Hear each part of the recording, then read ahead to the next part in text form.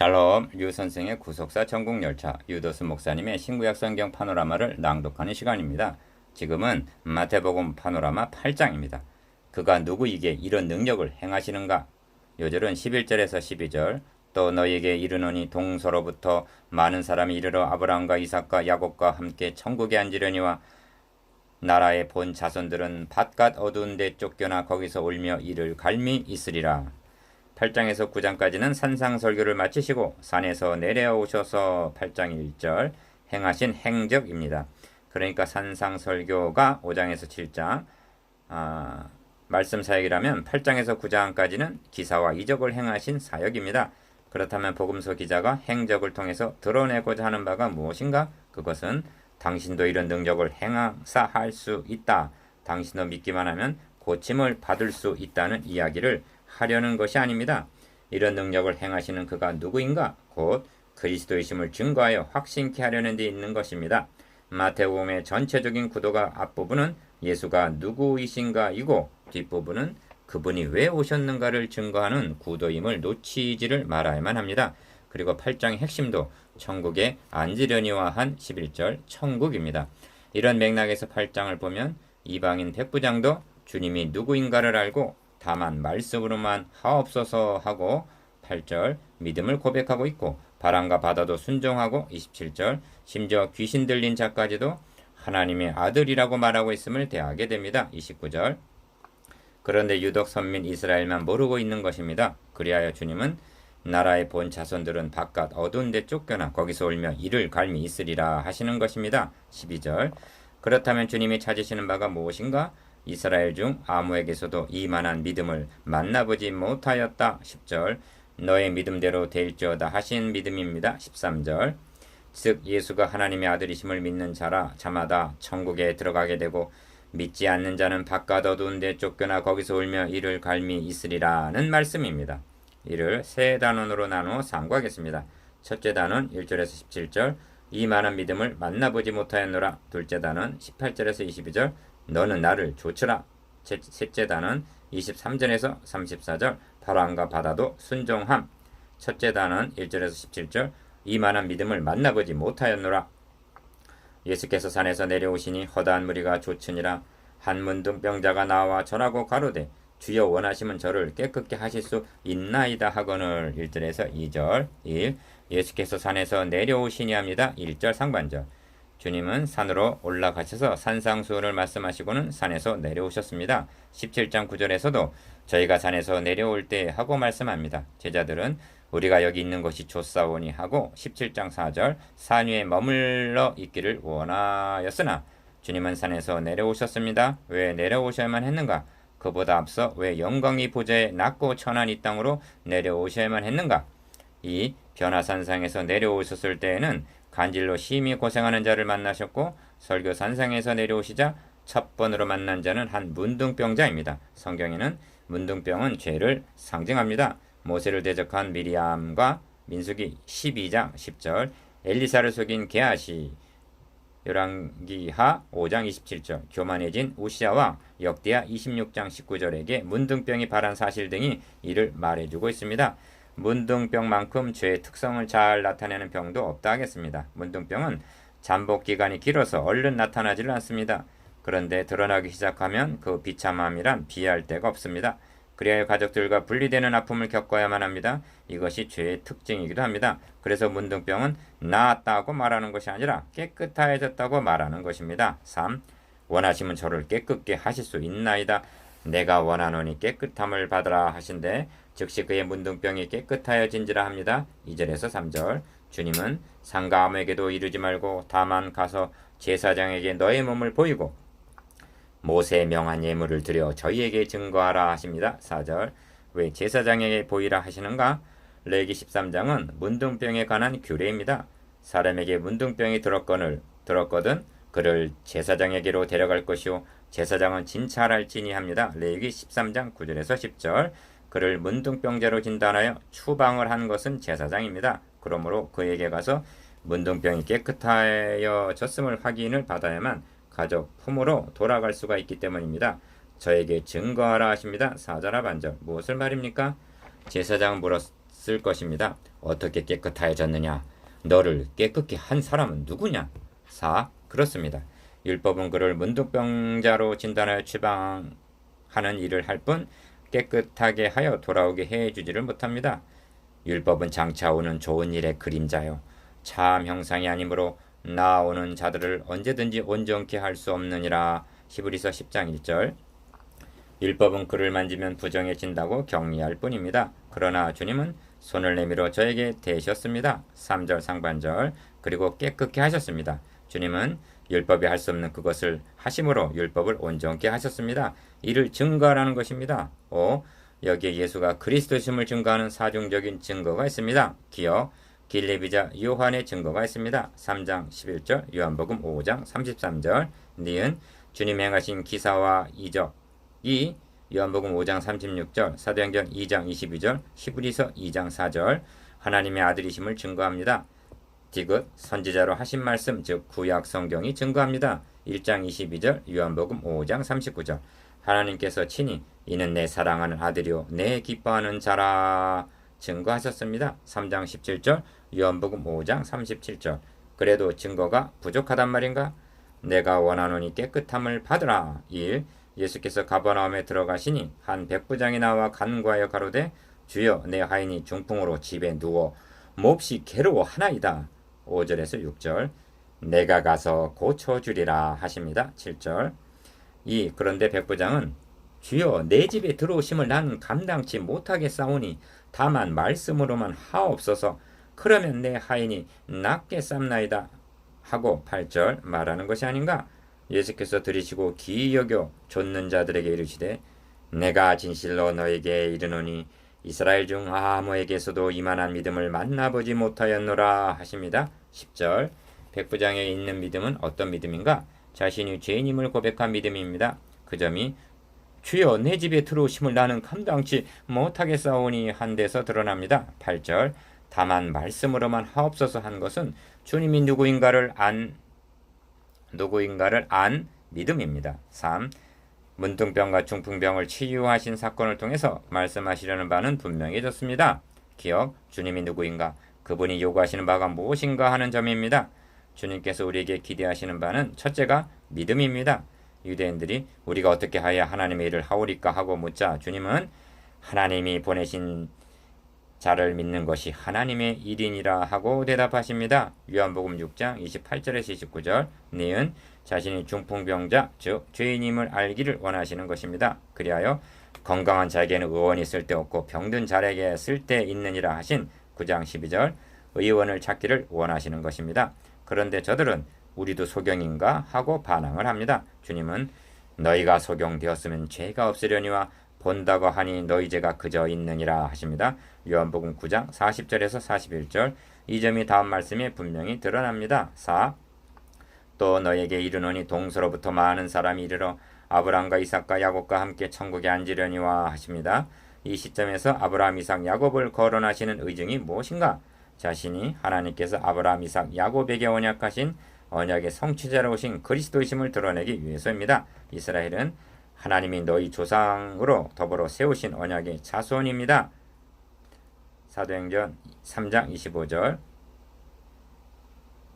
그런데 언약의 성취자로 오신 주님을 배척하고 있는 것입니다. 5. 동서로부터 많은 사람이 이르러 천국에 앉으려니와 하심은 많은 이방인들이 구원에 참여하게 될 것을 가리킵니다. 그러나 나라의 본 자손들은 바깥 어두운 데 쫓겨나 거기서 울며 이를 갈미 있으리라 하십니다. 12절. 왜 그렇습니까? 오직 믿지를 않았기 때문입니다. 이런 일은 엘리야 때에도 사렙다의 과부는 믿었으나 이스라엘은 믿지를 않고 엘리사 때에도 수리아 사람 나아만은 믿었으나 이스라엘은 믿지 않음으로 나타났습니다. 누가복음 4장 25절에서 27절. 주님께서 이를 말씀하시자 저들은 분이 여겼습니다. 왜 그렇습니까? 이방인들은 구원을 얻으나 나라의 본 자손들은 쫓겨나리라는 말씀이기 때문입니다. 이제도 이스라엘 중 아무에게서도 이만한 믿음을 만나보지 못하였노라 하십니다. 그렇다면 그 원인이 어디 있으며 누구의 책임이란 말인가? 나라의 본 자손은 쫓겨나리라. 1. 예수께서 베드로의 집에 들어가사 그의 장모가 열병으로 앓아 누운 것을 보시고 그의 손을 만지시니 열병이 떠나가고 여인이 일어나서 예수께 수종들더라. 14절에서 15절. 저물매에 사람들이 귀신 들린 자를 많이 데리고 예수께 오거늘 예수께서 말씀으로 귀신들을 쫓아내시고 병든 자를 다 고치시니 합니다. 16절. 이는 선지자 이사야로 하신 말씀에 우리 연약한 것을 친히 담당하시고 병을 짊어지셨도다 함을 이루려 하심이더라 합니다. 17절. 이 말씀은 세 가지 치유 기사, 문둥병, 중풍병, 열병에 따른 작은 결론입니다. 주님께서 병을 고치심도 선지자로 하신 말씀을 이루시기 위해서라는 것입니다. 이사야 선지자는 메시아가 오시게 되면 그때에 소경의 눈이 밝을 것이며 귀머거리의 귀가 열릴 것이며 그때에 저는 자는 사슴같이 뛸 것이며 벙어리에 혀는 노래하리니 이는 광야에서 물이 솟겠고 사막에서 시내가 흐를 것임이니라 하고 35장 5절에서 6절 예언한 바 있습니다. 이런 증거가 나타나면 그가 그리스도이심을 알리는 표적이라는 말씀입니다. 3. 여기서 조심해야 할 점은 병을 짊어지셨다는 문자만을 보고 주님께서 우리들의 병도 짊어지시고 죄도 짊어지시기 위해서 십자가에 달리신 양 말해서는 아니 된다는 점입니다. 왜냐하면 병이 낫지 않을 경우 단번에 온전케 하신 히브리서 10장 10절에서 14절 구속 사역까지 훼손될 우려가 있기 때문입니다. 그렇다고 마태의 인용에 잘못이 있다는 말이 아닙니다. 땅이 저주를 받아 가시와 엉겅퀴를 내듯이 모든 질병은 궁극적으로 죄의 결과에서 온 것입니다. 그러므로 마태는 이사야 선지자가 그는 실로 우리의 질고를 주고 우리의 슬픔을 당하였거늘 하고 예언한 것을 이사야 53장 4절 예수가 그리스도이심을 증거하기 위하여 우리 연약한 것을 친히 담당하시고 병을 짊어지셨도다 하고 넓은 의미로 인용을 하였을 뿐입니다. 4. 주님께서도 세례요한의 제자들이 오시리가 당신이 오니까 우리가 다른 일을 기다려오리까 하고 물었을 때 대답하여 가라사대 너희는 가서 보고 들은 것을 요한에게 고하되 소경이 보며 앉은 병이가 걸으며 문든 병이가 깨끗함을 받으며 귀머거리가 들으며 죽은 자가 살아나며 가난한 자에게 복음이 전파된다 하라 하고 누가복음 7장 18절에서 22절 병 고침과 복음을 함께 말씀하셨습니다. 이 표적을 보아서 예수가 오실 즉 그리스도이심을 믿으라는 뜻입니다. 그러므로 이 말씀을 통해서 촉구하는 바는 병이 나을 수 있다는 믿음이 아니라 예수가 그리스도이심을 믿으라는 믿음입니다. 둘째 단원 18절에서 22절 너는 나를 좇으라. 예수께서 우리가 자기를 에워싸움을 보시고 저편으로 건너가기를 명하시니라. 18절 1. 한 서기관이 나와 예수께 말씀하되 선생님이 어디로 가시든지 저는 좋으리이다 합니다. 19절 주님의 반응에 관심을 기울이게 됩니다. 왜냐하면 오늘날도 많은 사람들이 저는 좋으리이다 하고 말하고 있기 때문입니다. 예수께서 이르시되 여우도 굴이 있고 공중의 새도 거처가 있으되 오직 인자는 머리 둘 곳이 없다 하시더라. 20절 그렇다면 이는 좋으라는 뜻인가 아니면 좋지 말라는 말씀인가? 이 좋으리이다 하는 말은 제자가 되겠다는 뜻입니다. 그러므로 이는 쉽게 할 수 있는 말이 아닙니다.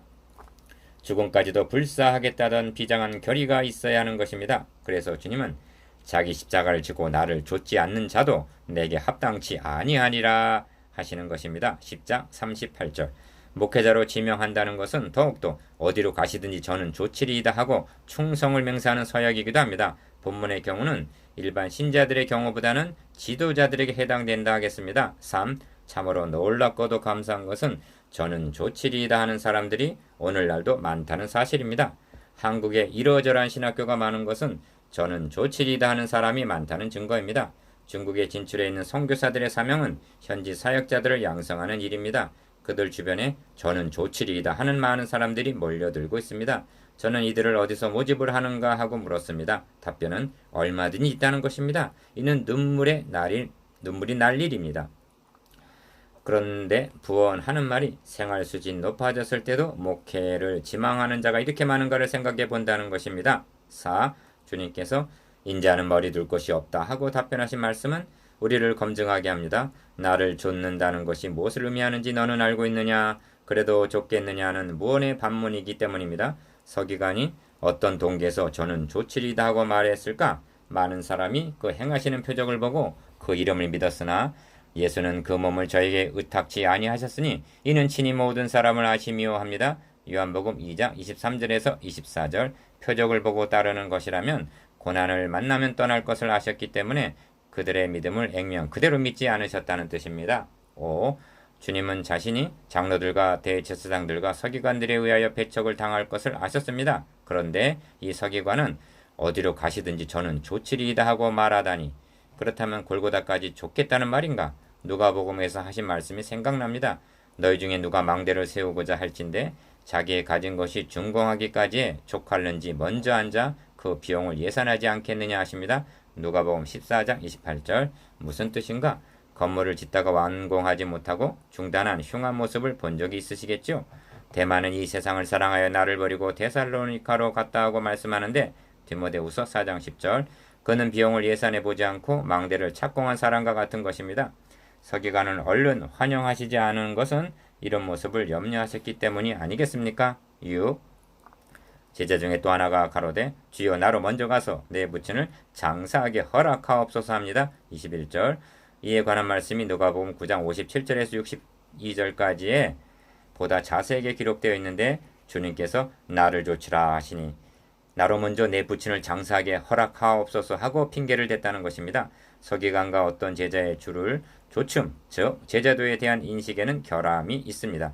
서기관은 제자의 길이 고난과 죽음까지도 불사해야 하는 십자가의 길임을 모르고 있고 또 다른 제자는 군사로 다니는 자는 자기 생활에 얽매이는 자가 하나도 없나니 이는 군사로 모집한 자를 기쁘게 하려 함이라 하는 디모데후서 2장 4절의 절대 복종을 모르고 있는 것입니다. 그래서 주님은 손에 쟁기를 잡고 뒤를 돌아보는 자는 하나님의 나라에 합당치 아니하리라 하셨던 것입니다. 누가복음 9장 62절.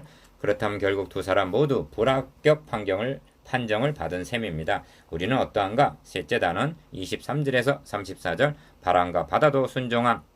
배에 오르시니 제자들이 쫓았더니 23절 1. 바다에 큰 놀이 일어나 물결이 배에 덮이게 되었으되 예수는 주무시는지라. 24절. 바람과 바다를 잠잠케 하신 표적을 통해서 말씀하시려는 바가 무엇인가? 제자들은 이 어떠한 사람이기에 바람과 바다도 순종하는고 하고 말합니다. 27절. 그런데 그에 대한 답변을 건너편에서 만난 귀신 들린 자 입을 통해서 하나님의 아들이요 하고 29절 말하는 것을 듣게 됩니다. 이는 무엇을 말씀해주고 있는가? 첫째는 기어 이 어떤 사람이기에 즉 예수가 누구인가를 제자들에게 가르치시는 훈련이라는 점입니다. 뒤에 가서 주님은 제자들을 향해서 너희는 나를 누구라 하느냐 물으시는 것을 대하게 됩니다. 그때 베드로가 주는 그리스도시요 살아계신 하나님의 아들이시니이다 하고 고백을 합니다. 16장 15절에서 16절. 이 고백이 하루아침에 이루어진 것이 아닙니다. 둘째는 너희는 어찌하여 무서워하느냐 믿음이 적은 자들아 하신 26절 말씀을 통해서 드러납니다. 제자들을 위한 믿음 훈련이었던 것입니다. 여기 두 가지 요점이 있습니다. 예수가 누구인가를 바로 알고 믿기만 한다면 신앙의 기초는 놓여진 것이라 하겠습니다. 이 말씀을 앞의 말씀과 결부시켜 생각해보면 주님이 누구인가를 기어 귀신도 알고 바람과 바다도 알고 순종하는데 니은 제자들은 21절 알지를 못하고 나라에 본 자손들은 12절 배척했다는 말씀이 됩니다. 이 어떠한 사람이기에 1. 또 예수께서 건너편 가다라 지방에 가심에 귀신 들린 자 둘이 무덤 사이에서 나와 예수를 만나니 저희는 심히 사나워 아무도 그 길로 지나갈 수 없을만 하더라. 28절 그 귀신들을 돼지 떼 속에 들어가게 하셔서 바다에서 몰살하게 한 표적을 통해서 말씀하시려는 바가 무엇인가? 변함없이 첫째는 기어 예수가 누구인가 하는 점입니다. 이에 저희가 소리질러 가로되 하나님의 아들이여 합니다. 29절 상반절. 귀신 들린 예수가 누구인가를 알고 있는 것입니다. 야고보가 너가 하나님은 한 분이신 줄을 믿느냐? 잘하는도다. 귀신들도 믿고 떠느니라. 아 허탄한 사람아 행함이 없는 믿음이 헛된 것인 줄을 알고자 하느냐 하고 야고보서 2장 19절에서 20절 형식적인 신앙을 책망한 것은 이를 염두에 두고 한 말씀은 아닐까요? 둘째는 니은 때가 이르기 전에 우리를 괴롭게 하려고 여기 오셨나이까 한 말 속에 나타납니다. 29절 하반절 귀신은 주님이 누구인가만 알고 있는 것이 아니라 왜 오셨는가 하는 사명까지도 알고 있었던 것입니다. 그것은 이미 창세기에서 예고된 뱀의 머리를 상하게 할 사탄을 정복하러 오셨다는 점입니다. 이 때가 이르기 전에 우리를 괴롭게 하러 여기 오셨나이까 합니다. 29절 하반절. 그렇다면 사탄이 정복하게 되는 때란 언제인가? 이는 주님께서 죽으셨다가 사망의 권세를 잡은 자 마귀를 이기시고 부활하심으로부터 시작된다고 보아야만 합니다. 그래야 주님의 재림으로 마귀가 불과 유황못에 던짐을 계시록 20장 10절 받게 되는 때에 계시록 12장 12절 완성이 되는 것입니다. 성도들은 때가 더디다고 말하나 베드로후서 3장 9절 사탄은 너무 빠르다고 말하고 있는 셈입니다. 3. 8장은 예수께서 산에서 내려오시니 하고 시작이 되었습니다. 1절 주님은 단순히 산 아래로만 내려온 것이 아닙니다. 문둥병, 중풍병, 열병, 광풍, 귀신들 즉 어둠의 권세가 주관하는 낮은 데로 내려오신 것입니다. 그리하여 포로된 자, 눌린 자를 자유케 하신 것입니다. 그런데 8장은 그 지방에서 떠나시기를 간구하더라고 마치고 있습니다. 34절 그들은 귀신을 들렸다가 고침을 받은 한 영혼의 귀중함은 알지를 못하고 바다에 들어가 몰산 돼지떼의 물질적인 가치만을 계산했던 것은 아닐까요?